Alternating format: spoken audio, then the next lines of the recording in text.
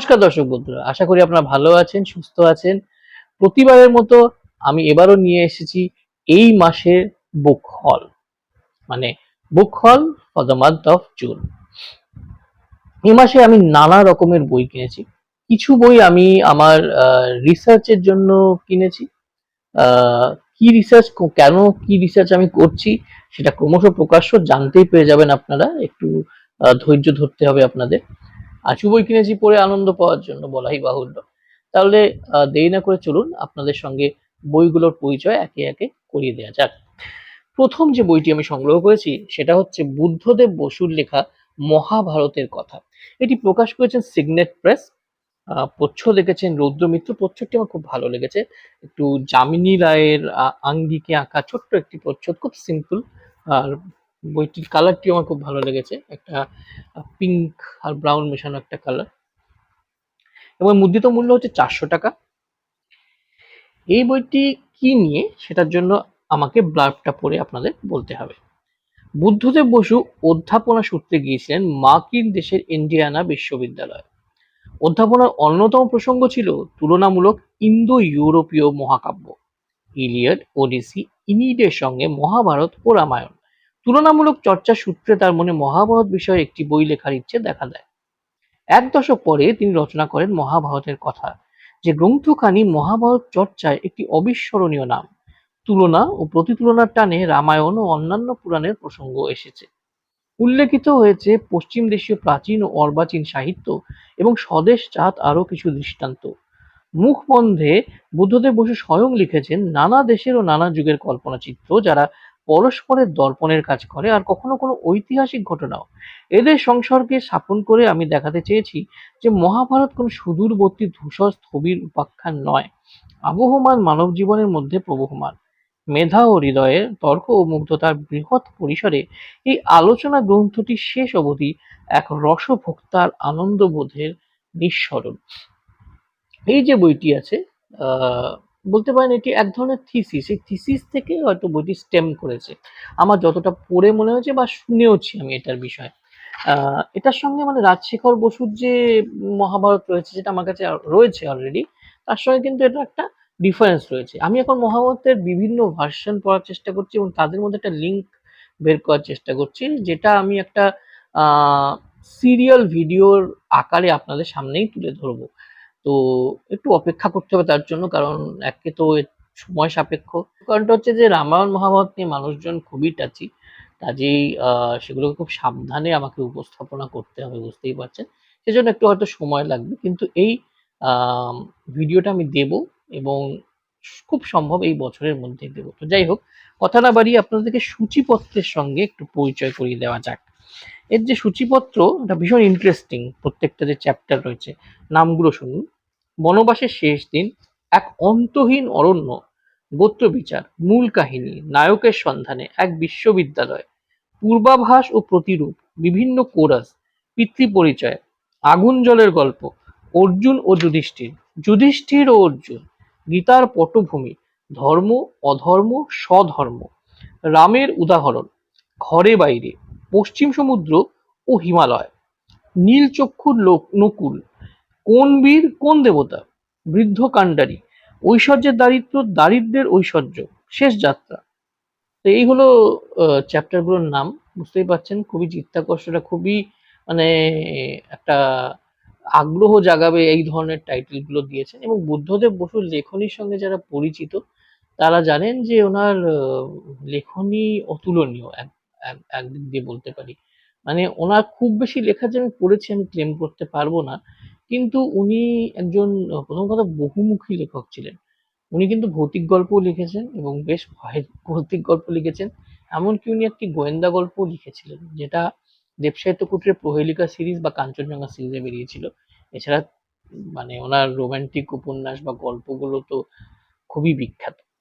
মহাভারতের কথা একটি নন ফিকশন কাজ, ফিকশন নিয়ে নন ফিকশন কাজ বা এপিক নিয়ে একটা নন ফিকশন কাজ বলতে পারেন। এই বইটি পড়তে আমি খুবই আগ্রহী, এবং বইটি নিয়ে রিভিউ দেবো কিনা বলতে পারছি না, কিন্তু এই বইটি আমার যেটা বললাম যে আমার একটা বড় উদ্দেশ্য রয়েছে রামায়ণ মহাভারত নিয়ে একটা বড় ভিডিও করার, পার্ট বাই পার্ট। সেটা সেই উদ্দেশ্য সাধন করতে এটা অবশ্যই আমার কাজে লাগবে। এরপর আসছি ওপার বাংলার একটি বইয়ে। বইটির নাম হচ্ছে উন্মাদ আশ্রম, আর লিখেছেন আমার অত্যন্ত প্রিয় একজন লেখক যার নাম ওবায়দ হক। এর প্রকাশক হচ্ছেন ৫২। এর প্রচ্ছদ এঁকেছেন অনন্যা চক্রবর্তী। প্রচ্ছদটা আমার বেশ মডার্ন সাইকেডেলিক আর্টের মতো মনে হয়েছে। দেখতে ভীষণই দৃষ্টিনন্দন আর ভীষণ কি বলবো একটা কৌতূহল জাগায় আর কি। তাছাড়া এই বইটিও যেটা আমার খুব ভালো লাগে বাংলাদেশের বইগুলোতে, সেই ক্রিম কালারের পাতা। আশা করি বুঝতে পারছেন আপনারা। একটু হলদেটে ক্রিম কালারের পাতা রয়েছে। আহ বইটির মুদ্রিত মূল্য হচ্ছে ২৫২ টাকা এবং এর পেছনটা অনেকটা এরকম দেখতে। দেখুন, এটা একটা ডাস্ট জ্যাকেট রয়েছে। ডাস্ট জ্যাকেটের ভেতরে বইটি অনেকটা একই, মানে একই কাভার রয়েছে আর কি, মোট কথা। খুব মোটা বই নয়। এর পৃষ্ঠা সংখ্যা হচ্ছে ১১২ পৃষ্ঠার। তো বুঝতেই পারছেন একটা পাতলা বই বলা যেতে পারে এবং সেই হিসেবে ২৫২ টাকাটা অল্প বেশি আমার মনে হয়েছে। কিন্তু এর প্রোডাকশন কোয়ালিটি খুব ভালো। এই যে কাভারটা, আপনি যে কাভারটা এভাবে ছুঁয়ে দেখেন, তাহলে ওই লেদার বাউন্ড বা লেদারের কাভার থাকা যে পুরোনো দিনের ডায়েরি হতো বা বই হতো, সেই ফিলিংটা আপনাকে দিচ্ছে। যদিও এটা লেদার বাউন্ড অবভিয়াসলি নয়, কিন্তু পেপারের সেই প্যাটার্নটা করা হয়েছে আর কি। ওবায়দ হাকের প্রসঙ্গে বলি যে ওবায়দ হাকের যে উপন্যাসগুলো হয় সেটা গড়পড়তা অন্যান্য যে বাংলাদেশের লেখকেরা রয়েছেন তাদের থেকে ওনার লেখার স্টাইলটা সম্পূর্ণ আলাদা এবং লেখনী অত্যন্ত জোরালো। এটা আমার সবসময় মনে হয়েছে। ওনার কাঙাল সঙ্গ তো আমার খুবই মানে প্রিয় একটি উপন্যাস। এছাড়া আমার নীল পাহাড় খুব ভালো লেগেছিল। এখানে একটা ব্লার্বে ইনফ্যাক্ট ওনার প্রত্যেকটা উপন্যাসের নাম দেয়া রয়েছে, যেমন নীল পাহাড়, তেইলাচোরা। তেইলাচোরা আমার খুব ভালো লেগেছিল। জলেশ্বরী, যেটা আমার পড়া নয়, আর কাঠিও আমার পড়া নয়। একটি শাড়ি ও কামরাঙা বোমা আমার পড়া নয়।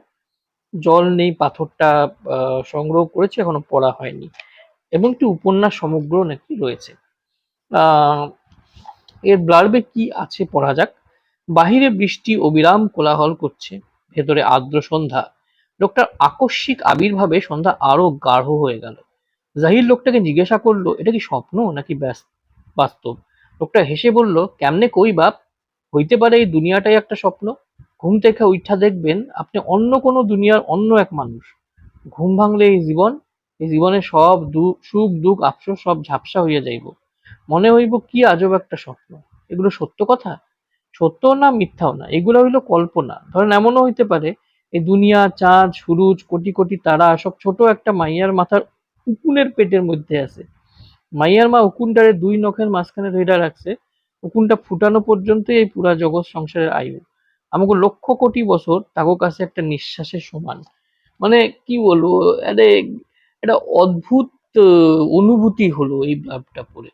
ইনফ্যাক্ট আমি যখন বই বাংলা থেকে এটা সংগ্রহ করি এই ব্লার্বটা পড়েই আমি কিনে নিয়েছিলাম। আমি অন্য একটি বই কিনতে গিয়েছিলাম ওবায়দ হকের। তো এটা পড়ে আমার বেশি ভালো লাগলো জানেন? আর তাই এই বইটি আমি সংগ্রহ করে ফেললাম। বইটি পড়ে জানানোর চেষ্টা করব বইটি পড়ে আমার কেমন লাগলো। আর প্রসঙ্গত বলে রাখি যে এরপরে আমার কাছে বাংলাদেশ থেকে বেশ কিছু বই আসবে। তো সেই বইগুলো হয়তো ক্ষেপে ক্ষেপে আসবে। যেমন আসবে আপনাদেরকে আমি সব বইগুলোই দেখাবো এবং কোথা থেকে পেয়েছি সেগুলো আপনাদের জানাবো। এরপরে একটি অনুবাদ বই, এটাও বাংলাদেশেই অনুবাদ করা হয়েছে। এটার নাম হচ্ছে আই হান্ট কিলার্স। লেখকের নাম হচ্ছে, মানে অরিজিনাল লেখকের নাম হচ্ছে ব্যারি লাইগার, আর এর অনুবাদ করেছেন রাতুল খান। এবার দেখুন ব্যাপারটা হচ্ছে যে আমি অনুবাদ পড়তে খুব একটা ভালোবাসি তা নয়, কিন্তু কিছু বইয়ের আমি অনুবাদ সংগ্রহ করি। তার প্রধান কারণ হচ্ছে যে অরিজিনাল যে বইগুলো থাকে সেই বইয়ের থেকে এই বইগুলোর দাম তুলনামূলকভাবে কম হয় এবং কিছু কিছু ক্ষেত্রে যে অনুবাদক থাকেন তার অনুবাদ যদি আমার ভালো লাগে, যেমন এপার বাংলায় যেমন রয়েছেন সুধীন্দ্রনাথ রাহা রয়েছেন বা অমিত দেবনাথ রয়েছেন, এদের অনুবাদ পড়তে আমার খুব ভালো লাগে। অদৃশ বর্ধনের কিছু অনুবাদ খুবই ভালো লাগে, লীলা মজুমদারের ভালো লাগে, সুনীল গঙ্গোপাধ্যায়ের অনুবাদও আমার খুব ভালো লাগে। তেমনি ওপার বাংলার লুৎফুল কায়সার বলে একজন আছেন, নবীন লেখক, অরিজিনালও লিখেছেন বেশ কিছু।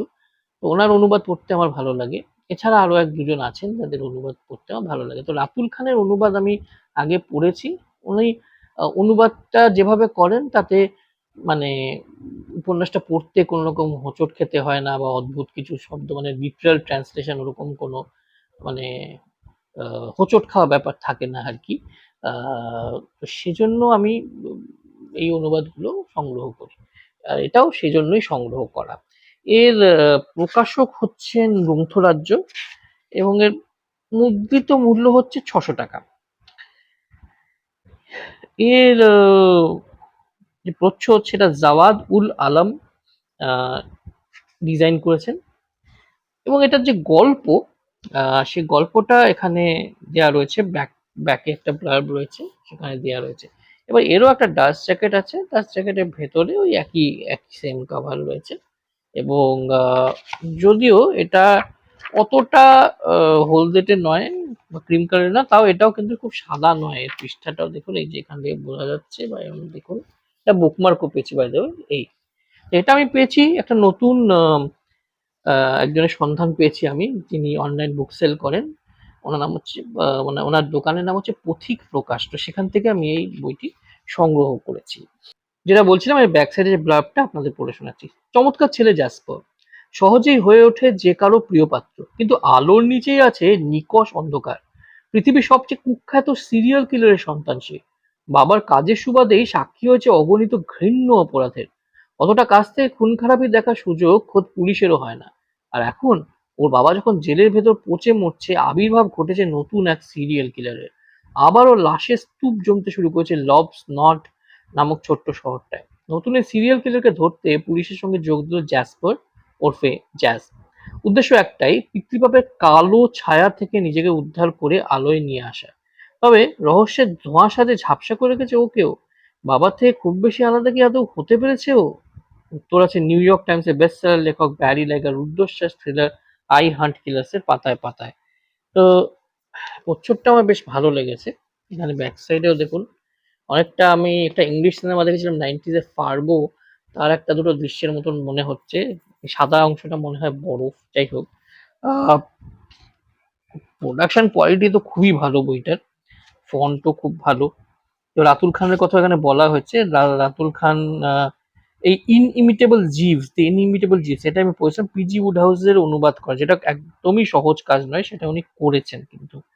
আম, যাই হোক, এখানে ব্যারি লাইগার কথা বলেছেন। ব্যারি লাইগা মোটামুটি ইয়াং অ্যাডাল্টদের জন্য উপন্যাস লেখেন, মানে কিশোরদের জন্য বলতে পারেন।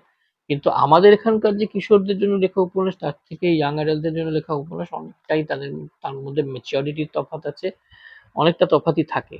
আমি ইয়াং অ্যাডাল্টদের জন্য লেখা উপন্যাস পড়েছি বলেই জানি। মানে এখন আর সেই হার্ডি বয়েজের আমল নেই ইংলিশ লিটারেচারে, যে মানে বা ইউএস এর লিটারেচারে। ফরম্যাটটাই অনেকটা চেঞ্জ হয়ে গেছে। যাই হোক, আম, বারি লাইগার বই আমি আগে পড়িনি, তো এই অনুবাদটা পড়ে জানাবো কেমন লাগলো। এবার যে বইটাকে আপনাকে দেখাবো সেই বইটা হচ্ছে শার্লক হোমসের গল্প সংগ্রহ। এবার শার্লক হোমসের উপন্যাস সমগ্র মনীন্দ্র দত্তর অনুবাদ করা আমার কাছে আছে, যেটা আমি অরিজিনালটা পড়েও বলতে পারি যে অত্যন্ত ভালো কোয়ালিটির একটি অনুবাদ। আমার কাছে একটি খণ্ড আছে এবং অদৃশ বর্ধনের অনুবাদ আমি পড়েছি। তাছাড়া অরিজিনাল শার্লক হোমস তো আমার কাছে আছেই, কিন্তু শার্লক হোমসের শর্ট স্টোরির যে ইংলিশ কালেকশনটা ছিল সেটা আমি সেদিন বইয়ের আলমারি খুঁজতে গিয়ে দেখলাম নেই। আর এটা প্রোডাকশন কোয়ালিটিটা আমার খুব ভালো লাগলো, মানে অরিজিনাল ইংলিশ বইটি যে ছিল তার থেকে বেশি ভালো লাগলো। সেজন্যই এটা আমি কিনেছি, সত্যি কথা বলতে কি, শার্লক হোমসের গল্প সংগ্রহ। আর আরেকবার গল্প সংগ্রহগুলো পড়ার ইচ্ছে হয় যখন অডিও স্টোরিগুলো শুনি আর কি। তো সেই ইচ্ছে থেকে, আর যেটা বললাম যে একটা সুন্দর দেখতে বই রাখার ইচ্ছে থেকে এটা কেনা। এটা আনন্দ প্রকাশনী থেকে বেরিয়েছে। সুব্রত গঙ্গোপাধ্যায় এটি ইলাস্ট্রেশন করেছেন, অনুবাদ করেছেন সুভদ্র কুমার সেন, যিনি নিজেও একজন খুব সফল লেখক এবং বিখ্যাত ভাষাবিদ সুকুমার সেনের সুযোগ্য পুত্র তিনি। এখানে সবকটা গল্পই রয়েছে, মানে স্ক্যান্ডাল ইন বোহেমিয়া, বোহেমিয়া কেলেঙ্কারি, লাল চুল সমিতি, কমলালেবুর ৫টি বীজ মানে 5 অরেঞ্জ বিচেস, এগুলো সবই রয়েছে আর কি। অষ্টবক্র রহস্য, নীলকান্তমণি রহস্য, বুটিদার ফেটটি, স্পেকল ব্যান্ড, বসকম মিস্ট্রি, সিলভার ব্লেজ সবগুলোই রয়েছে। অদ্ভুত লিপিতে গিয়ে এটা শেষ হয়েছে। তো এখানে বেশ কিছু ছবি রয়েছে, ছবিগুলো ভীষণ সুন্দর। এই ছবি এই ছবি এখন আর পাওয়াও যাবে না সত্যি কথা বলতে। এগুলো যখন আশি লেট এইটিজ আর আর্লি নাইনটিজে এগুলো যখন বেরিয়েছিল আনন্দমেলা, তখন এই ছবিগুলো দেওয়া হয়েছিল। সুব্রত গঙ্গোপাধ্যায়ের মতো মহান শিল্পীর অলঙ্করণ। আম, এখানে সুভদ্র কুমার সেনের কথাও লিখেছে যে উনি ধ্বনি বিজ্ঞানের খয়রা অধ্যাপক। এর মানে কি আমি ঠিক জানি না, যদি ধ্বনি বিজ্ঞানটা জানি। ভারতীয় ভাষাতত্ত্ব ও ধ্বনি বিজ্ঞানে খয়রা অধ্যাপক, কয়েকটা গোয়েন্দা কাহিনীর রচয়িতা। ওনার কিন্তু কিছু গোয়েন্দা কাহিনী কিশলয় প্রকাশন থেকে বেরিয়েছিল এবং কিছু গোয়েন্দা কাহিনী আনন্দ প্রকাশনা থেকে বেরিয়েছে। আমার কেনার ইচ্ছে রয়েছে, কখনো সংগ্রহ করলে আপনাদের জানাবো। এখানে আর্থার কোনান ডয়েলের একটা খুব সুন্দর ছবি দেওয়া রয়েছে এবং আনন্দ প্রকাশনীর প্রিন্ট কোয়ালিটি বলুন, ছোট যদি ফন্ট ছোট, সেটা আমার নারী সবসময় আনন্দ প্রকাশনী থেকে থাকে, একটু ফন্টটা ছোট, বাট প্রিন্ট কোয়ালিটি, সেই ইলাস্ট্রেশন গুলোর কোয়ালিটি দেখুন অসাধারণ। মানে আহ, এটা রাখতে চেয়েছিলাম বলেই রাখা। মুদ্রিত মূল্য 600 টাকা। উম, এটা তো পড়ে জানানোর কোনো ব্যাপার নেই, শার্লক হোমস আমার একটা ভিডিও আছে অলরেডি, সেটা আপনারা দেখতে পারেন। তবে অনুবাদের কোয়ালিটি কেমন সেটা আপনাদের হয়তো আমি জানাতে পারি। আর এটাকে হয়তো যদি খুবই ভালো লাগে তাহলে রেকমেন্ডেড বুকস লিস্টে বছরের শেষে রাখতেও পারি। এবার আসছে একদম টাটকা তাজা একটি বইতে, যেটা আমার কাছে খুব রিসেন্টলি এসেছে। সেটা হচ্ছে বাজ সিরিজের দ্বিতীয় খণ্ড, বাজ ও রাজকন্যা। অভিক দত্তর লেখা এই বই। এর আগে বাজ সিরিজ একের আমি রিভিউ করেছিলাম, আপনার চাইলে দেখতে পারেন। বাজ সিরিজ এক আমি আমার চ্যানেলে রিভিউ করেছি অ্যারাউন্ড 1-1.5 বছর আগে। এর সঙ্গে বইপিয়ন আমাকে খুব সুন্দর সুন্দর কয়েকটি বুকমার্ক দিয়েছে। Gopal Bhar, Ron Weasley, Harry Potter আছে, ওই ডোবি, হ্যারি পটার যে পপুলার ক্যারেক্টার্স গুলো সেগুলো নিয়ে খুব সুন্দর বুকমার্ক দিয়েছেন, আমার কাজে লাগবে। আহ, এর প্রচ্ছদ সব্যসাচী দত্তর আঁকা। প্রচ্ছদটা না আমার আগের বারের অরিজিনাল প্রচ্ছদটা আমার সবচেয়ে ভালো লেগেছিল, তারপর ওনার প্রচ্ছদটাকে কেন জানি চেঞ্জ করে দিলেন। এবারের প্রচ্ছদটা ভালোই, তবে এখানে বাজকে দেখুন একটু বেশ গম্ভীর গম্ভীর লাগছে। মানে গম্ভীর হওয়া ভালো, কিন্তু মানে ঠিক ওই মানে অ্যাগ্রেসিভনেসটা বা ওই শার্পনেসটা যেন একটু মিসিং মনে হয়েছে আমার চলে। যাই হোক, অনেকের হয়তো ভালো লাগতেও পারে। এবার এর তো বুক ফার্মের যা ইলাস্ট্রেশনের কোয়ালিটি দেখুন, দারুণ illustration. AI generated or not, I don't bother, মানে দেখতে ভালো লাগলেই আমার কাছে হবে আর কি। আর ফন্টের সাইজ খুবই সুন্দর, খুবই দৃষ্টিনন্দন, ভালো ফন্ট। আহ, এর যদি গল্পটা বলি, আচ্ছা, এর ডাস্ট জ্যাকেট যেটা, এটা খোলা যায়, এই যে খোলা গেলে ভেতরে একই রকম আছে, বিশেষ কিছু দেখানোর নেই এখানে। আহ, এখানে অভিক দত্তর একটি সংক্ষিপ্ত লেখক পরিচিতি দেওয়া আছে, আমি এখানে দিয়ে দেবো। আচ্ছা, এর পেছনে কি লেখা আছে আপনি আপনাদের পড়ে শুনে। রাজকন্যা সন্ধানে পটভূমিতে ছিল গিলগিট বাল্টিস্তান। বাজকে পাকিস্তানে গিয়ে উদ্ধার করতে হয়েছিল রাজকন্যাকে, কিন্তু রাজকন্যা তো তখন কেবল ইরানে পৌঁছেছিল। ইরান মানে তো তার কাছে নিরাপদ আশ্রয় নয়, পদে পদে অপেক্ষা করে আছে বিপদ। আইএসআই কি একেবারে হাল ছেড়ে দিয়ে বসে থাকবে? এত তাড়াতাড়ি হাল ছেড়ে দেবে? এদিকে সিরিয়া থেকে পালিয়ে এসে তাবরিজে লুকিয়ে আছে আবু শেখ, তার অভিসন্ধি বা কি? ইরানের স্লিপার সেলে কাকে মিশনে নামার জন্য অ্যাক্টিভেট করা হবে? বাজ কি পারবে শেষমেশ রাজকন্যাকে নিয়ে নিরাপদ জায়গায় পৌঁছতে? এ সমস্ত প্রশ্নের উত্তর পাওয়া যাবে বাজ ও রাজকন্যা উপন্যাসে। যারা বাজ পড়েনি তাদের বলে রাখি যে বাজ একটা মানে দুর্দান্ত একটা ক্যারেক্টার। যে উপন্যাসগুলো বা বড় গল্পগুলো, এগুলো কিন্তু প্রত্যেকটাই দুর্দান্ত স্পাই থ্রিলার। মানে স্পাই থ্রিলারের কোয়ালিটি প্রায় আন্তর্জাতিক পর্যায়ে। আমি একটু বাড়িয়ে বলছি না, আমি কয়েকটি ইংরেজিতে স্পাই থ্রিলার পড়েছি, হুম, হিন্দিতেও একটা দুটো এমনকি পড়েছি। তো বলতেই পারি যে এটার একটা মানে প্যান ইন্ডিয়া অ্যাপিল রয়েছে। খুব ভালো হয় যদি উনি উনি এই স্ক্রিপ্টটা মানে গল্পটা কোনো বড় ওটিটি প্ল্যাটফর্মকে দেন। দুর্দান্ত একটা সিরিজ হবে, কিন্তু মানে একটা ওয়েব সিরিজের পোটেনশিয়াল রয়েছে এই সিরিজের মধ্যে। আমি তো মুখিয়ে, যেটা আমি কবে পড়বো দেখা যাক, বেশ কিছু বই এখনো পড়া বাকি। তো যখনই পড়ি এটার রিভিউ বা এটা সম্পর্কে আমার মতামত আপনাদের সঙ্গে অবশ্যই শেয়ার করব। আগের ভিডিও করেছিলাম, এবারও করব। এরপর আসছে আরেকটি বেশ মোটাসোটা বইতে, যেটি হচ্ছে অনীশ দেবের .com রহস্য। এটা আমার অনেক দিন ধরে কেনার ইচ্ছে ছিল, জায়গা ছিল না বলে কিনতে পারছিলাম না। এটি পত্রভারতী থেকে প্রকাশিত হয়েছে। এটি অ্যাকচুয়ালি বেরিয়েছিল জানুয়ারি 2020 সালে, কিন্তু আমি এটা রিসেন্টলি নিয়েছি। অনীশ দেব আমার ভীষণ ভীষণ প্রিয় একজন লেখক। ওনার লেখা বই আমাকে সবসময় আকর্ষিত করে। তার আগে নিয়ে বলবো, ডিটেলে বলবো, তার আগে আপনাদেরকে বলি যে মুদ্রিত মূল্য হচ্ছে 699 টাকা এবং প্রচ্ছদ এবং অলঙ্করণ করেছেন একতা বা একতা ক্রিয়েটিভ টেলস থেকে। খুব সুন্দর, এই কাভার খুব সুন্দর, কিন্তু কাভারটা আনফরচুনেটলি আমার কাছে আস্তে আস্তে একটু মুড়ে গেছিল আর কি। যাই হোক, সেটা খুব একটা সমস্যার সৃষ্টি করবে না বলেই মনে করি। এবং এটা আমি পড়ছি, মানে এটা এখন বিছানায় নিয়ে পড়ছি বলেও এটার একটু অবস্থা খারাপ হয়েছে। যাই হোক, এটার মধ্যে অনেকগুলো গল্প আছে, প্রায় 13-14টা গল্প আছে, 4টে নভেলেট আছে।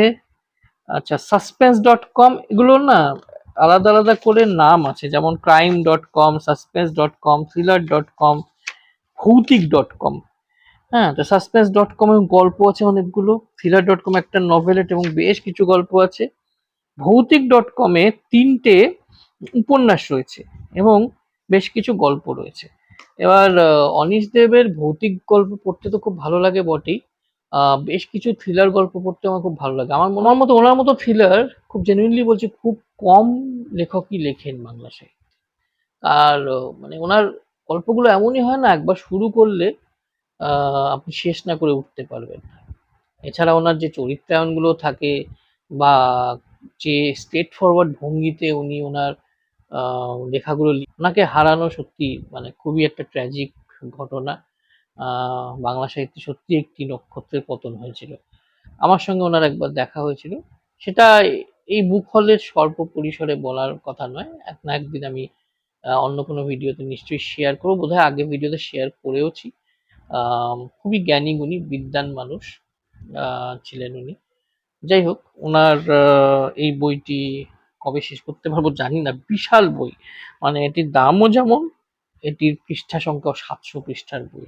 তো এটুকুই বলতে পারি যে এটি একটি স্বয়ং সম্পূর্ণ বই, মানে উনি যে যে শাখায় সিদ্ধহস্ত ছিলেন সে প্রত্যেকটি শাখা থেকে গল্প নিয়ে এখানে রাখা হয়েছে। আসলে এটা কয়েকটি ইন্ডিভিজুয়াল বইয়েরও সংকলন, মানে আমি এখানে পড়লাম 2000 সালে বা 2003 সালে, সরি 2003 সালে crime.com, তারপর suspense.com, thriller.com, ভৌতিক.com, এই 4টে নামে 8 সাল, 9 সাল এবং 11 সালে কয়েকটি মানে গল্প উপন্যাস আসে, সেগুলোকে নিয়ে একসাথে ইয়ে করছে। ভৌতিক.com যেটা, সেটা লাস্ট বেরিয়েছিল এবং এই 59টি লেখা এখানে রয়েছে। এর মধ্যে কিছু লেখা আবার অনীশের সেরা 101-এও রয়েছে। যারা আপনারা অনীশের সেরা 101 পড়েছেন, তারা কিন্তু এই বইয়ের সঙ্গে বেশ কিছু মানে লেখা ওভারল্যাপ করবে। সেজন্য আপনারা ভেবে নিন, যদি আপনার অনীশের সেরা 101 কিনেছেন, এটা কিনবেন কিনা। কারণ এটাও কিন্তু একটা ভলিউমিনাস বই, কিন্তু যদি গল্প ওভারল্যাপ করে, দুটো একই গল্প থাকা সংকলন কিনে তো খুব একটা লাভ হয় না। যাই হোক, আমার কাছে যেহেতু ওটার নেই, সেজন্যই আমি এটা কিনেছি আর কি। বেশ ভলিউমিনাস বই, দামও সেরকম, আর পত্রভারতী প্রোডাকশন কোয়ালিটি খুবই ভালো হয়। এবং সবচেয়ে ভালো জিনিস হচ্ছে যে এখানে কিছু এরকম এরকম ছোট ছোট লোগো ওনারা বানিয়ে রাখেন, যে এসব প্রোডাকশন কোয়ালিটিটাকে ইনক্রিজই করে। আর এখানটা এই যে মানুষটা দেখতে পাচ্ছেন না, এটাতে একটা 3D এফেক্ট রয়েছে। যাই হোক, সব মিলে একটা খুবই ভলিউমিনাস সংকলন, ভালো সংকলন। যতদূর পড়েছি ভালো বলেই মনে হচ্ছে, বাকিটা আপনাদের জানাবো। এরপর দেখাচ্ছি আরেকটি বই, যেটা খুব সম্প্রতি বেরিয়েছে এবং এটা আমি পড়ে শেষ করে ফেলেছি। এটার নাম হচ্ছে দুষ্প্রাপ্য রোমাঞ্চ 25, সংকলন ও সম্পাদনা করেছেন অমিতাভ চক্রবর্তী। এর মূল্য হচ্ছে 350 টাকা এবং এর প্রচ্ছদ দেখেছেন একতার ক্রিয়েটিভ টেলস। এটা এই অমিতাভ চক্রবর্তীকে আমি বেশ কিছুদিন ধরে ফেসবুকে, মানে আমার ফ্রেন্ড লিস্টে আছেন উনি বেশ কিছুদিন ধরে, এবং ওনার একটি গ্রুপ বা একটি পেজ আছে ফেসবুকে, জুভেনাইল, ঠিক মনে পড়ছে এখন, জুভেনাইল বেঙ্গলি লিটারেচার এরকম একটা পেজ আছে, যেখানে উনি যা যা পত্রিকা সংগ্রহ করেন এবং লেখক ওয়াইজ ওটা একটা তালিকা বানিয়ে রেখেছেন। ভীষণই শ্রমসাধ্য একটি কাজ, এবং উনি নেভিতে, মার্চেন্ট নেভিতে রয়েছেন, তা সত্ত্বেও সময় বের করে তিনি এই কাজ করছেন। এবং ওনার কাছে প্রচুর রেয়ার ম্যাগাজিন রয়েছে, সেই পত্র পত্রিকা সাধারণ সংখ্যা থেকেও উনি বেশ কিছু এমন অগ্রন্থিত আহ, গল্প এখানে মানে সংকলিত করেছেন, যেগুলো বোধহয় বেশিরভাগই আর কোথাও সংকলিত হয়নি, বা হলেও এখন আর পাওয়া যায় না। এবং এখানে যে লেখক তালিকা, সেটা দুর্দান্ত একটি লেখক তালিকা, যে কোনো থ্রিলার বা রহস্য প্রেমীর জন্য। অবশ্য এই গল্পগুলোর একটা স্পেশালিটি আছে, এগুলো সবগুলোই কিন্তু তথাকথিত থ্রিলার বা গোয়েন্দা গল্প তা নয়। এগুলো মূলত রাখা হয়েছে যে রোমাঞ্চ কথা মাথায় রেখে, মানে অনেকটা ওই আনন্দ রহস্য রোমাঞ্চ সংকলন ছিল না, অনেকটা সেরকম। আহ, মানে এখানে এমন গল্প রাখা হয়েছে যে গল্পগুলো শেষে একটা মোচড় আছে, শেষে একটা চমক আছে, বা সেটা একটু সামাজিক বা একটু প্রেমের গল্প কিন্তু হতে পারে, একটা হাস্যরসের গল্প হতে পারে, কিন্তু শেষে একটি চমক সবগুলোতেই রয়েছে। তো সেই আইডিয়াটা আমার ভীষণ ভীষণ ভালো লেগেছে। অন্যান্য থ্রিলার সংকলনের থেকে এটিকে আলাদা করে দিচ্ছে সেটা।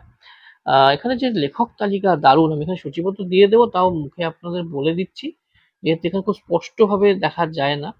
ধীরেন্দ্রলাল ধর বিধায়ক ভট্টাচার্য, অজিত কৃষ্ণ বসু, শামুক বা শান্তি মুখোপাধ্যায়, কামাক্ষী প্রসাদ চট্টোপাধ্যায়, সুধীন্দ্রনাথ রাহা, নিহাররঞ্জন গুপ্ত, পরেশ কুমার দত্ত, শঙ্কর্ষণ রায়, সৌরীন্দ্রমোহন মুখোপাধ্যায়, কুমারেশ ঘোষ, হরিনারায়ণ চট্টোপাধ্যায়, নটরাজন, মানবেন্দ্র পাল, মঞ্জিল সেন, কবিতা সিংহ, শিশির কুমার মজুমদার, কুমার মিত্র, স্বপন বন্দ্যোপাধ্যায়, সুনীল গঙ্গোপাধ্যায়, শচীন্দ্রনাথ বন্দ্যোপাধ্যায়, পরেশ কুমার দত্ত।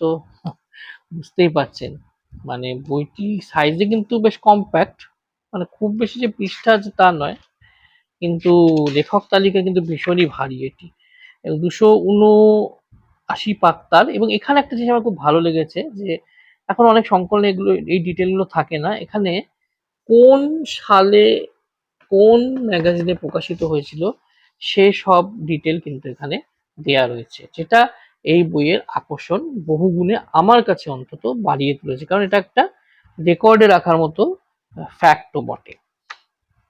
এরপর একটা আনবক্সিং তো বলবো না, আনর্যাপিং বলতে পারি।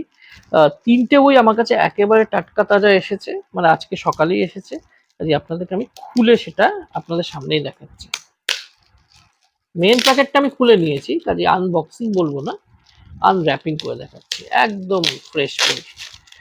এই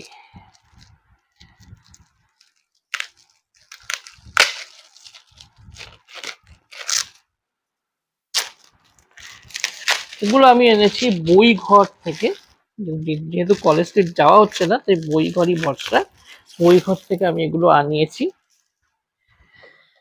বই ঘর সবসময় সিম্পল কিন্তু খুব সুন্দর বুকমার্ক দেয়, এই বুকমার্ক গুলো। মানে মোট 3টি বই রয়েছে, একটি ক্লাসিক আর দুটো নতুন বই। ক্লাসিকটা প্রথমে দেখাই, এই যে সতীনাথ ভাদুড়ির লেখা অল টাইম ক্লাসিক, ঢোড়াই চরিত মানুষ। এখানে তৃতীয় চরণ এবং প্রথম চরণ দুটোই একসঙ্গে রয়েছে।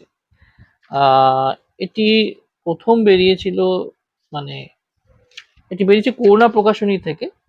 এর মুদ্রিত মূল্য হচ্ছে 300 টাকা, এবং এটি 2023-এর সংকলন, যেটা আমার হাতে এখন রয়েছে। খুব সিম্পল প্রচ্ছদ, কিন্তু খুব সুন্দর লাগছে প্রচ্ছদটা। এটা রঞ্জন দত্তের আঁকা প্রচ্ছদ, এই যে রঞ্জন দত্তের আঁকা প্রচ্ছদ, ফন্টটা খুব সুন্দর, ভেতরটা একই রকম, খালি কালারটা একটু আলাদা, একটু ডিপ কালারটা। এখানে একটি খুব সুন্দর লেখক পরিচিতি দেওয়া রয়েছে, মানে যিনি লিখেছেন তার প্রশংসা করতেই হয়, খুব সুন্দরভাবে ডিটেলে লেখক পরিচিতি দেওয়া আছে। পেছনে লেখা আছে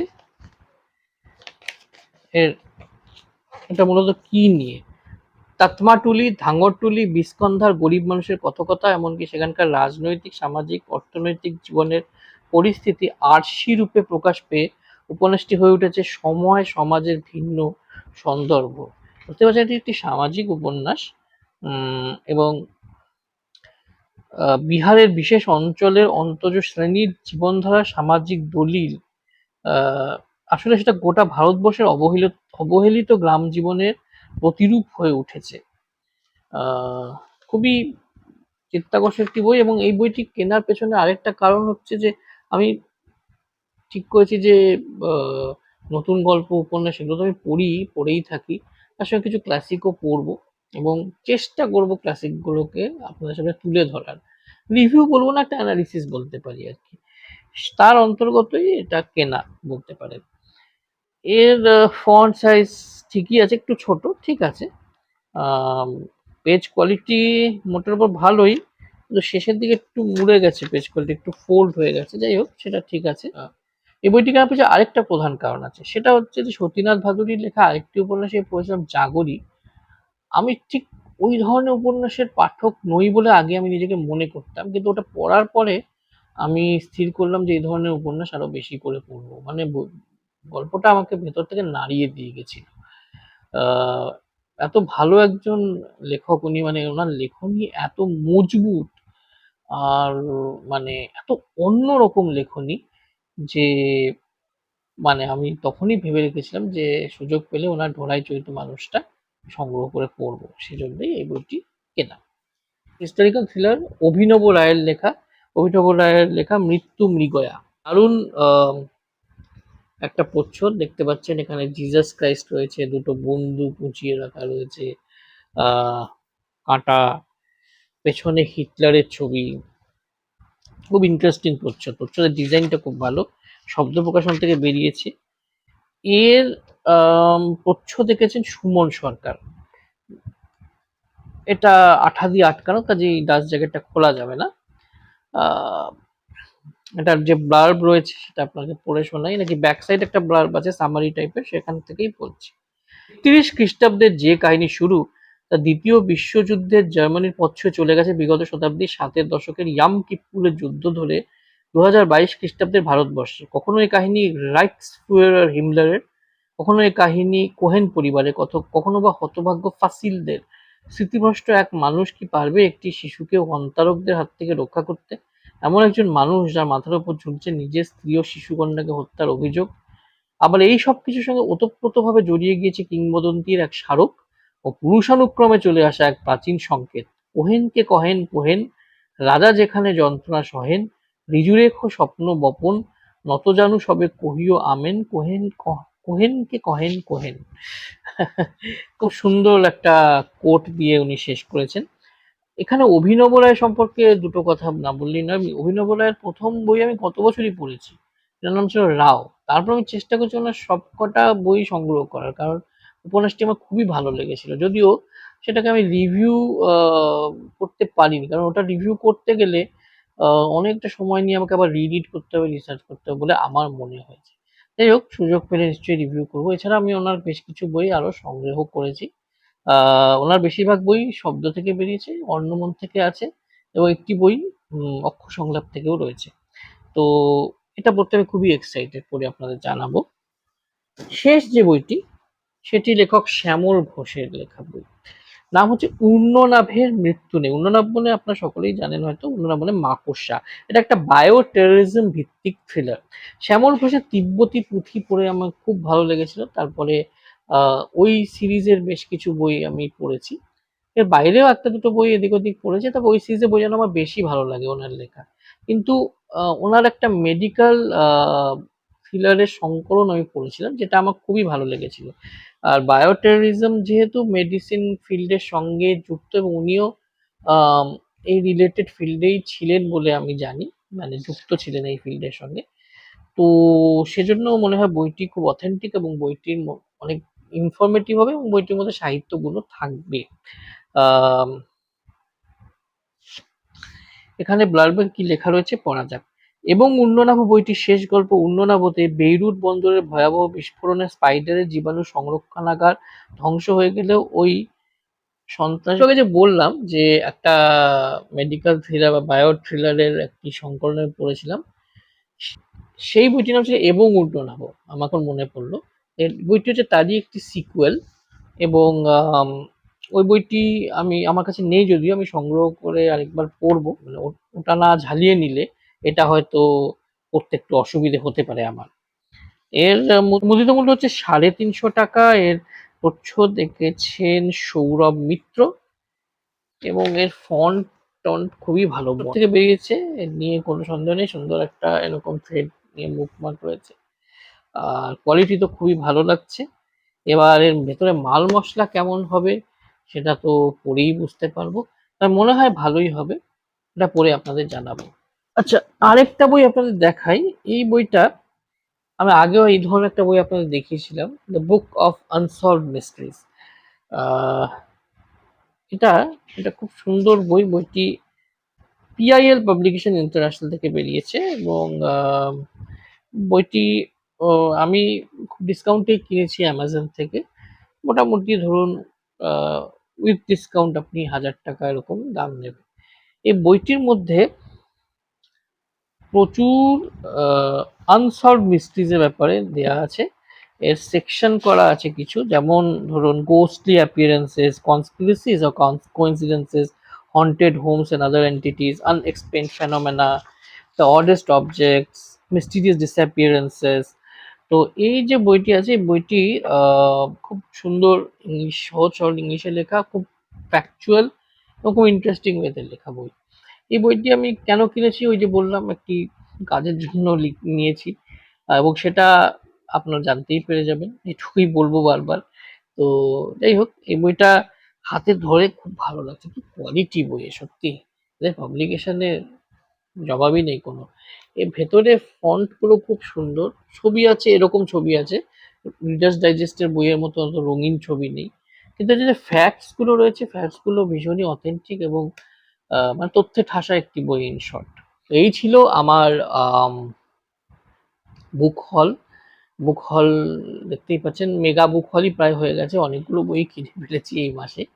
আম, তবে এটুকু বলতে পারি যে এই বইগুলো কিন্তু ভেবেচিন্তে বেছেই কেনা, ইম্পালসে বইগুলো কেনা নয়।